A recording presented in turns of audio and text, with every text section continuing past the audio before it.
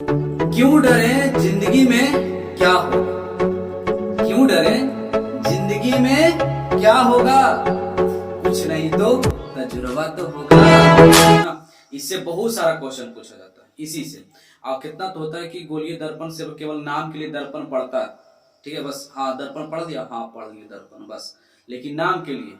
लेकिन पूरा ध्यान से देखना है, ठीक है, बहुत ही मजा आएगा। और एक का क्वेश्चन जैसे पूछा जाता है, कैसे पूछा जाता है, सब बताएंगे, ठीक है ना।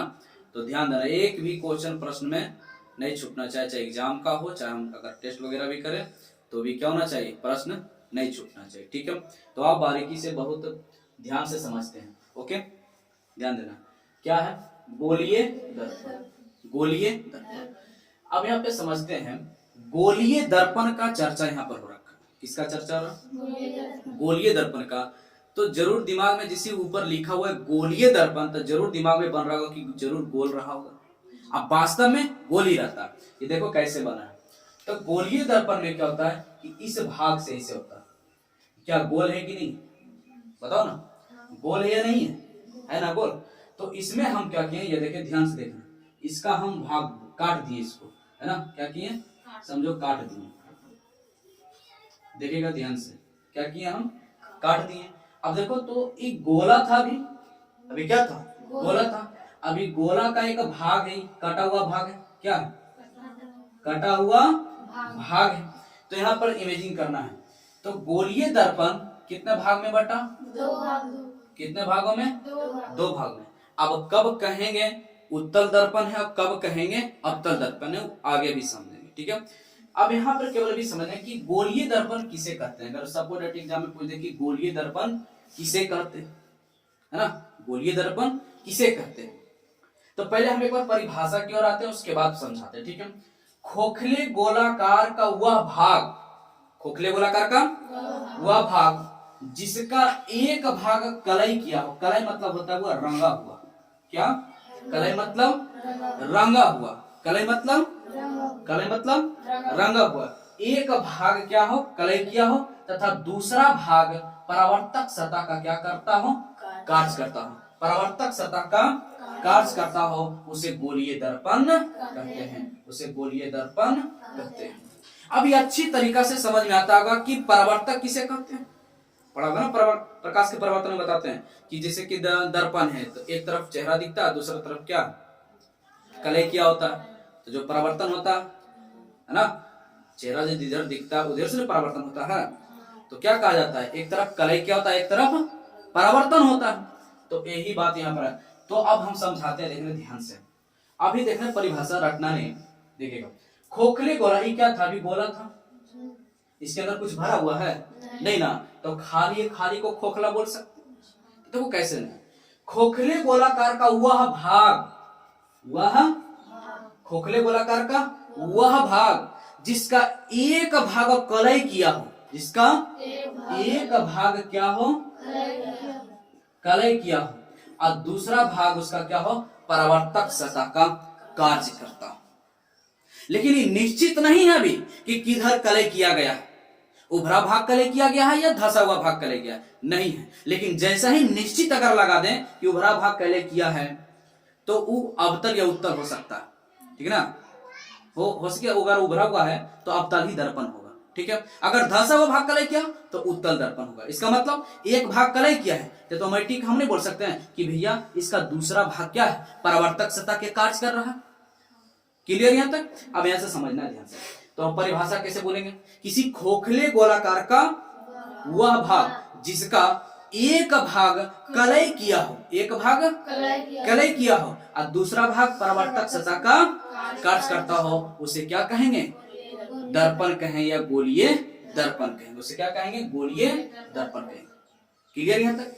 अब यहाँ पे देखते हैं कि गोलीय दर्पण दो प्रकार के होते हैं। गोलीय दर्पण कितने प्रकार के हैं, कौन कौन, अवतल दर्पण और उत्तल दर्पण। इसको इंग्लिश में कहते हैं कॉनकेव मिरर, इसको क्या कहते हैं, कॉन्वेक्स मिरर, कॉन्वेक्स मिरर और कॉनकेव मिरर। कोई दिक्कत यहाँ तक नहीं ना? अब देखते हैं यहाँ पर ध्यान से। तो यही वाला कौन अवतल है कौन उत्तल, तो देखा ध्यान से देखिएगा। तो खोखले गोला का वह भाग, खोखले गोला का ध्यान देना, खोखले गोला का, तो हुआ भाग इतना ही खोखला गोला का भाग है कि नहीं, पहले बताओ, यही ना है। अब इसका देखो ध्यान से देखना है, इसका अगर हम उभरा हुआ भाग, ऐसे उभरा हुआ लग रहा है कि नहीं लग रहा, ये उभरा हुआ, ये वाला भाग सब ऐसे कर देती, उभरा हुआ लग रहा है कि नहीं लग रहा, इधर क्या है धसा हुआ, तो हम कहेंगे कि इसका उभरा हुआ भाग का क्या किया हो, कलई किया हो। तो ये वाला धसा हुआ भाग है ना, तो ये क्या कर रहा होगा, परावर्तक सतह का कार्य कर रहा होगा। तो ये किसका हो गया, इसको हम अवतल दर्पण कहेंगे। क्या कहेंगे, अवतल दर्पण कहेंगे। अच्छा, उत्तल दर्पण को गौर से देखो तो जरा, उत्तल दर्पण तो अभी एगो ऐसे हो गया, इसका मतलब एगो ऐसे रहा होगा, बोलना। तो इसका क्या हो, इसका धसा हुआ भाग का क्या हो, कलई क्या हो। अब बताओ, धसा हुआ भाग कलई क्या हो, इसका मतलब उभरा हुआ भाग क्या कर रहा होगा, परावर्तक सतह का कार्य कर रहा होगा। तो ये हो गया, क्या हो गया, उत्तल दर्पण।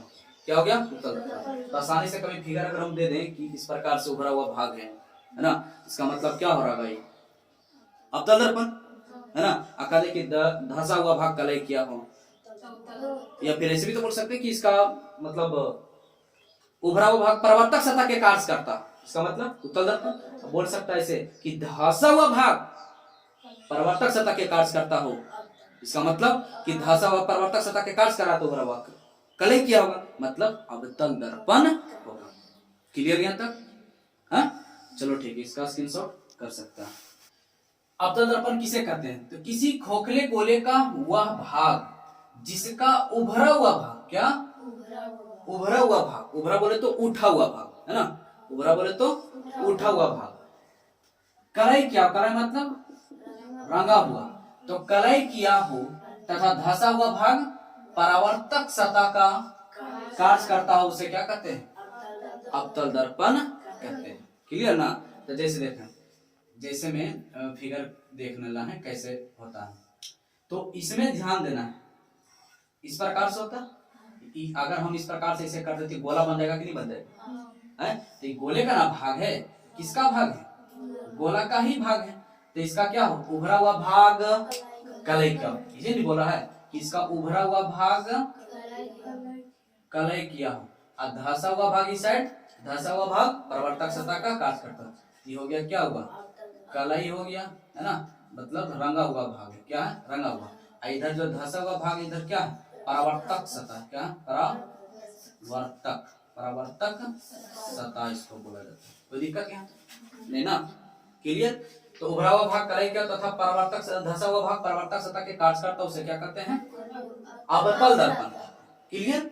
अगला ध्यान देना, उत्तल दर्पण किसी खोखले गोले का हुआ भाग जिसका धसा हुआ भाग, क्या धसा हुआ भाग कलई किया, क्या हो, कलई किया हो, तथा उभरा हुआ भाग परावर्तक सतह का कार्य करता हो, उसे क्या कहते हैं, उत्तल दर्पण कहते हैं। जैसे फिगर में ध्यान देना है, तो इस प्रकार से हम समझते हैं कि इस प्रकार से होगा, क्लियर। अगर हम इसको इस प्रकार से गोला बना सकते कि नहीं बना सकते, तो वास्तव में गोले न था, तो इसका क्या टुकड़ा कर दिया गया है ना, इसलिए कहा जाता खोखले गोले का हुआ भाग जिसका धसा हुआ भाग कलई किया, इसका क्या भाग कलई किया हो, धसा हुआ भाग, धसा हुआ भाग कलई किया हो, और उभरा हुआ भाग परावर्तक सतह के कारण क्या हो गया, कलई हो गया।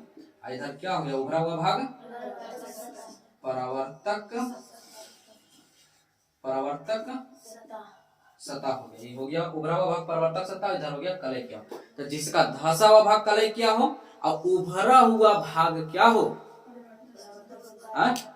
परावर्तक सतह का कार्य करता, उसे क्या कहते हैं, उत्तल दर्पण कहते हैं। तो दिक्कत यहाँ तक, चलो ठीक है, स्क्रीनशॉट कर लो इसका। अवतल दर्पण को अभिसारी दर्पण क्यों कहते हैं, है ना, अवतल दर्पण को अभिसारी दर्पण क्यों कहते हैं, तो ध्यान देना है।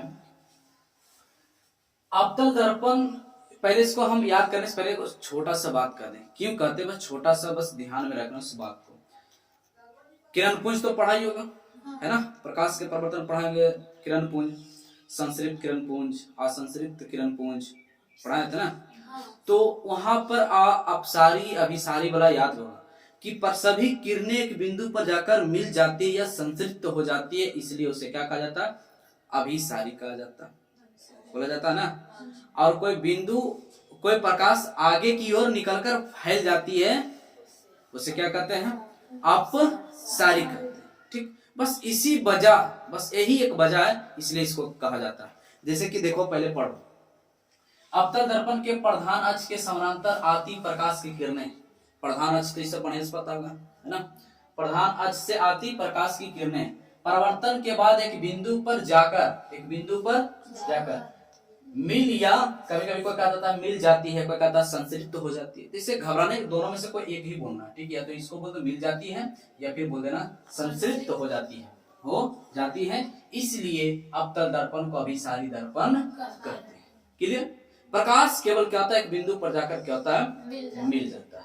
क्लियर? यहाँ पर जैसे यहाँ पर जैसे कि अवतल दर्पण है ना, यहाँ से प्रकाश मान लिया जा रहा है इसमें, ठीक है। कल क्या होगा, उभरा हुआ भाग, तो प्रकाश है, तो इस प्रकार से प्रकाश जा रहा होता है, ठीक है। तो क्या होता है, प्रकाश इससे परावर्तन हो जाता है, परावर्तक सतह, तब परावर्तन हो जाता है, इधर चलाता है, इधर जाके इधर मिल जाता है। ये देखो एक बिंदु पर मिल गया, मिला है नहीं मिला, मिला ना एक बिंदु पर, तो ये क्या हो गया, एक बिंदु पर जाकर मिल जाते हैं, इसलिए कहा जाता है, इसको क्या कहा जाता है, अभिसारी दर्पण। नोट करके, ऑब्जेक्टिव में तो मस्ट एकदम पूछा ही जाता ऑब्जेक्टिव में, ठीक है, इसलिए इसको कर देते VBI, ठीक है। ऑब्जेक्टिव में तो फिक्स होता कि अब अभिसारी दर्पण किसे कहा जाता है, तो अभिसारी दर्पण किसे कहा जाता है, अवतल दर्पण, अवतल दर्पण। क्लियर? पॉइंट भी देखो लिखा दी। उत्तल दर्पण को अपसारी दर्पण क्यों कहा जाता, तो यहाँ पढ़ो, उत्तल दर्पण के प्रधान अक्ष के समानांतर आ रही प्रकाश की किरणें परावर्तन के बाद एक बिंदु से निकलकर आगे की ओर क्या होता है, फैल जाती है, इसलिए उत्तल दर्पण को अभिसारी दर्पण कहते हैं। अब यहाँ पे नहीं समझ रहा होगा, प्रधान अक्ष, तो यही वाला लाइनिया क्या है, प्रधान अक्ष, क्या है, प्रधान अक्ष। क्लियर? तो यहाँ पर देखना है, थोड़ा सा ध्यान देना, फिगर यहाँ पे हम बनाते हैं। क्लियर? यहाँ पे ना, तो ये जैसे कि मान लिया जाए कि क्या है, उत्तल दर्पण, क्या उत्तल दर्पण है ना, ये क्या है, उत्तल दर्पण है। अब यहाँ पे सिर्फ ध्यान से देखना, ये क्या होता है कि मान लिया जाए कि इधर प्रकाश इस प्रकार से जा रहा होता है, क्या होता है, तो प्रकाश इस प्रकार जा रहा है, अब ये वाला ये पूरा क्या प्रधान अक्ष है। देखो की बोला गया कि प्रधान अक्ष के समानांतर, तो प्रधान इस समानांतर है कि नहीं, प्रधान अक्ष के, इसी को ना कहते हैं समानांतर। तो प्रधान अक्ष के समानांतर आ रही प्रकाश की किरणें परावर्तन के बाद, तो परावर्तन के बाद यहाँ से टकराता, परावर्तन के बाद एक बिंदु से निकलकर आगे की ओर फैल जाता है। तो जैसी परावर्तन होता है तो इधर चलाता है, कहाँ चलाता है, यहाँ चलाता है, यहाँ से टकरा के फिर इधर चलाता है, आई भी यहाँ चल जाता है, इधर से टकरा कर इधर चलाता है। तो बात यहाँ तक समझ आया, तो प्रकाश यहाँ चल जाता है। तो बताओ फैल रहा है कि नहीं फैल रहा है, बताओ ना, एक बिंदु से आगे की निकल कर फैल रहा है कि नहीं फैल रहा है, फैल रहा है ना। तो इसीलिए इसको कहा जाता है, क्या कहा जाता है, अपसारी दर्पण कहा जाता है। किसको कहा जाता है, इसको भी नाम नोट कर लेना है ना, ये सब ऑब्जेक्टिव प्रश्न के लिए बहुत इंपॉर्टेंट है, ठीक है। तो उत्तल दर्पण को अभिसारी, सॉरी अपसारी दर्पण भी कहा जाता है। कोई दिक्कत यहाँ तक? ठीक, तो ठीक है दोस्तों, खुश रहें, खुशियां बांटते रहें, हंसते रहें और हंसाते रहें।